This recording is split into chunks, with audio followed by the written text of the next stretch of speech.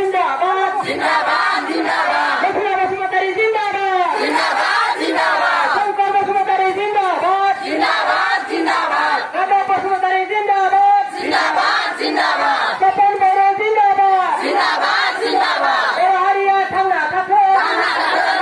बर हारिया थांना थाथों भारत समाज काउन्सिलहा जों बयबो खौसे जानानै जोंनि जि फिथाइ मोनदों बे फिथाइखौ जाहाथे बयबो राननानै जानो हायो बेखौसो दा जोंनि गेजेरावहाय रायलायनांगोन आंखौ सिगांनो बुंखादोंमोन जों जाय समाव आन्दलन खालामनो थाखाय मानसि नागिरफैयो बे समावहाथ' मानसिफोरा रावबोआनो फैया आरो जुजोबस्ति जों लिंना लांनांगौ जादों थेवबो मानसिफोरा ओंखारा जायाखै होनबा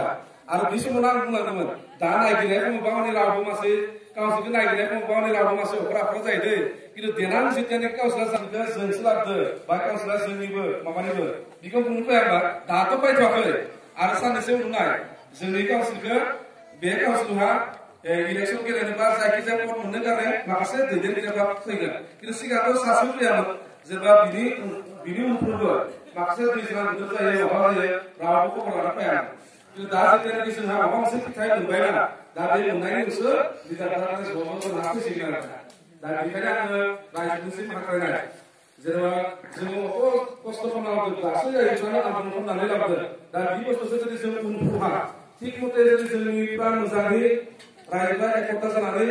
सोरबा मोजां फारसेनो जुदि सामलायनो होआबा माने जोङो बे दिनै अत खस्थ' खालामनानै काउन्सिल लाबोनायनि मुल्य थायाखै कारन बिनि उदाहरणखौथ' बयबो मिथियो जेनेबा जोंनि खाथियावनो नोंथांमोननि गामियाव टिवा काउन्सिल होआखै बै गामिफ्रा गोहोलांदों जोंथ' सिगांनो टिवा काउन्सिल हाबनो नागिरदोंमोन खिन्थु हाबनो हायाखै दा बे समावहा बिसिना बेबायदि जादों एकता गैयिनि थाखाय दा दिनैसिम नाय टिवा काउन्सिल जायसोबो बिसोरबो बै सिगांनि बायदिनो न'फ्रा गिजि गिजा जाजोबदों आरो खिन्थु जोंनिया जाहाथे आङो बेखौसो खालायो जों अत खस्थ' खालामनानै जों दिनै काउन्सिलखौ जों हासिल खालामदों जाहाथे जोंनिया बेबायदि एकता गैया जानानै रायजोफ्रा जाला माला जाहाथे मानसिखौ फसंनानै जाहाथे होआखै आं बेखौसो दिनै खावलायनो फैदों नोंथांमोनहा आरो दा सोरबाफोर मिथियाखैबो जानो हागौ जेनेबा जोंनिफ्रा बयबो मबाइल बा ससियेल मिडिया टिभिफोरहा नाया दा जोङो बे समावहा आन्दलननि समावहा थांदों सोरबा बुरै बोराय थांदों खस्थ' मोनदों बयबो खिन्थु बिसोरो टिभिहा मिथिना मोनाबो जानो हागौ जे जोङो जायनि थाखाय जों नोंथांमोनखौ अत बुरजा मानसि खस्थ' खालामनानै क'क्राझार लाङोमोन काउन्सिल मोनगोन होननानै खिन्थु जोङो जाहोनो होनो हाया खिन्थु बे बुस्थुखौ दिनै जोङो मोनबोबाय आरो दा नोंथांमोनाथ' थांनो सागै दिनै क'क्राझारावहा खेबथाम जाबाय लांनाया जोङो हाग्रामाया काउन्सिल होगोन होनना बुंनायखाय जोङो ज' खस्थ' खालामना थाङोमोन खिन्थु बिहा थांनायाथ' थिगैनो थाङो खिन्थु फैनाय समाव मानसिफ्रा माखासे गिदिर कस्थ' जाबोदों बेखौनो जाबोआखै होनबा नोंथांमोननि गामिनिफ्राथ' दा खेबसेनायाथ' लास्ट समाव खारांनाय समावसो मोनफैदों जों गारिफ्रा दा बेफोरबायदि खस्थ'नि थाखाय दिनै बे जोंनि काउन्सिला नोंथांमोननि बेफोरनि नाजानायनि थाखायनो जोंनि बे काउन्सिला दिनै जानानै फैबाय दा बेनिखायनो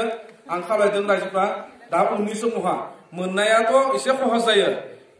दा उन समावहा रानना जानायासो एसे तान जायो ताने बेनिखायनो बयबो एकता था आरो दा उनफोरहा जेनेबा जोंनि मिटिंफोरहा हौवासाफोरनिख्रुइ बांसिन माबा जिरायफाय मानो गसंना नोंथांमोननि गामिखौहा थांनाय फैनाय लामाफ्रा जाबायदि असुबिदा देग्लाय मैया दाखालि इमान बुरजा लामा होबाय दा लास्टआवहा गारियानो लाबोनो हाया जायाखै मोजां दा बेफोरबायदिखौ जाहाथे जों पार्मानेन्ट मोनसे सुबिदा खालामनो हायो उनफोरहा बे काउन्सिलनि जुगेदि बेफोरबायदि खोथाफोरजों जोंनिफ्रा बुरखायजानानै गैया आरो जोंनो खस्थ' खालामना लाबोदों नालाय जोंनो बयबो खौसेथि जानानै जोङो बे बुस्थुखौ सामलायनायखौ बेबस्था खालामनांगोन आरो उनफोरहा आं दहाय बुंनाय बायदि जेनेबा सोरबा लिडारफोर फैगोन क'क्राझारनि बेफोरखौ कुनुदिन आजिखालि मानिनानै लाब गैलिया जों जुदि हाग्रामाखौ गारनो हादोंबा बे बाखि दा उन फैनायफोरखौ लिडारखौ गारनायालाय मागो खोथा हाग्रामाया होनबा जोंनिहा होनबा बै दैज्लां जाबानो होनबा रिलिफफोर हराखैमोन होनबा रिलिफखौ मोनजायाखै होनबा बयबोथ' रिलिफ मोनजादों खेबसे नङा खेबनै जालांबाय जों खेबथाम जालांबाय जों मैया दाखालिबो लकडाउननि समावबो हरदों बेखौ बिसोर गासैबो मोनजोबाखै जायसोर एसे दुखिया बिसोर मोनदों आरो दा बेफोरबायदि मानसिखौनो जुदि जों गारनो हादोंबा दा गाबोन फबनाया जुदि जोंनि मरिगाव बा जोंनि आउट अफ बिटिसिनि मानसिफोरखौ जुदि खावनै खालामनो नागिरनाय मानसिफोरखौ जोङो बिसोरनि खोथाखौ मानिगोन नामा मानिनो नांलिया दा ताने बेनिखायनो आं बुंदों जोङो बे बड'लेण्डजों गावख्राबाय नालाय बिसोर गैयाबाबो दा बिटिसिया गैयाबाबो जों सोलिनो हानायनि मोनसे राहा जाबाय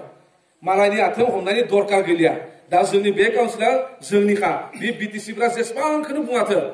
बिसोरनिबा बिसोर हरदों माबादों बेबायदि नङा बेखौ जोंनि रायजोफ्रा बयबो लोगोसे जानानै ज' जानानै जोंनि 21टा जिल्लाया ज' जानानै नांनानै जों गावनो लाबोखाथारदों दा बेनिखायनो उनफोरहा जाहाथे आं खावलायो बै रायजोफोरखौ जाहाथे जोङो गोजाननि लिडार फैदो होननानै बयबो बिसोरनि जे खोथा मानिगोन बिखौ कुनुदिन जाननांलिया खारन बिसोरो मैया दाखालि जोंखौ बिराद थगायदोंमोन जायनि थाखाय जोंनि काउन्सिलानो मोननायनि नामाव गैखाथारलियामोन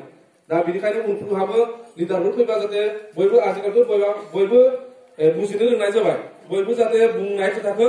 मालाया बुंनायखौ रिसार्च खालामनानै नाय खसा बुंदों ना मिसा बुंदों नङाबा जोङो बे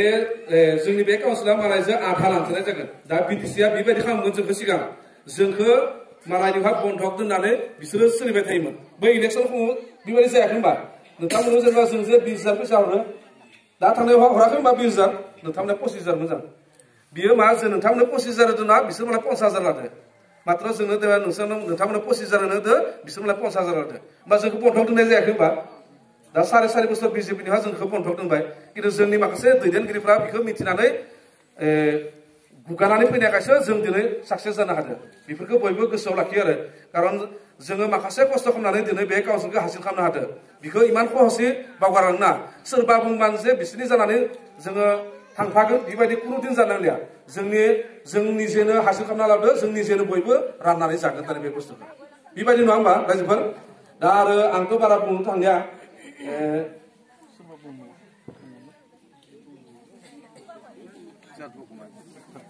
जों बारा बुंलिया जोंनिफ्राय सासे जों लिंना लाबोदों जोंनि सेन्ट्रेल इउपिपिनि आंनि लोगो अर्गानाइजिं सेक्रेटारि बिथां जादब महिलाखौ फंनैसो बुंनो थाखाय खावलायबाय